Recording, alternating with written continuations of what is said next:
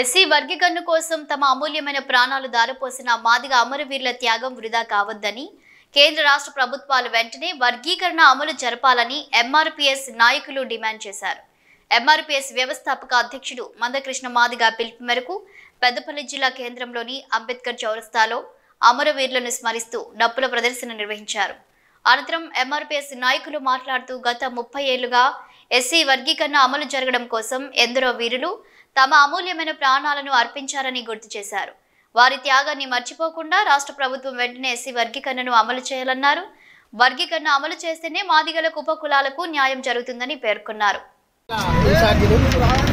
ఈరోజు గౌరవ శ్రీ మందకృష్ణ మాదిగ గారి ఆదేశాల మేరకు రాష్ట్ర వ్యాప్తంగా అందులో భాగంగా పెద్దపల్లి పట్టణంలో డప్పుల ప్రదర్శన.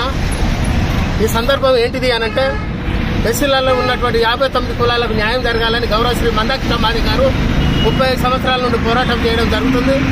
ఈ పోరాటంలో దాదాపు మాదిగలు 14 మంది చనిపోవడం జరిగింది. కాబట్టి ఎస్సీల వర్గీకరణ చేయడంలో మేము సంతోషమే, కానీ మాకు సరి అయిన న్యాయం జరగలేదని గౌరవ శ్రీ ముఖ్యమంత్రి గారిని మేము కోరుతా ఉన్నాము.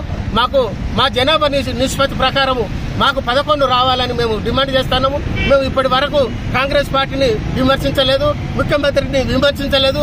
న్యాయంగా మాకు 11% రావాలని మేము ఈ సందర్భంగా మేము తెలియజేస్తున్నాము. కాబట్టి 11% జరిగితేనే మాదిగ ఉపకులాలకు న్యాయం జరుగుతుందని ఈ సందర్భంగా తెలియజేస్తున్నాము. కాబట్టి గౌరవ ముఖ్యమంత్రి గారు వెంటనే 10వ తారీఖు లోపల మరి మా సమస్యను పరిష్కారం చేసి మాకు అండగా ఉంటారని మేము ఆయనను విజ్ఞప్తి చేస్తున్నాము. కాబట్టి మా త్యాగ ఫలితము, మా పోరాటము, మాది న్యాయమైన పోరాటం కాబట్టి మరి మేము ముఖ్యమంత్రి గారిని మేము కోరడం జరుగుతుంది. అందులో భాగంగా 14 మంది అర్పించినటువంటి మా అన్నలు, మా అమరవీరులు, వాళ్ళ తల్లిదండ్రులకు మేము పాదాభివందనం చేస్తున్నాం. ఎందుకంటే జాతి కొరకు ప్రాణాలు అర్పించారు. వాళ్ళ త్యాగ ఫలితమే ఈ రోజు ఈ ఎస్సీల వర్గీకరణ జరుగుతుంది.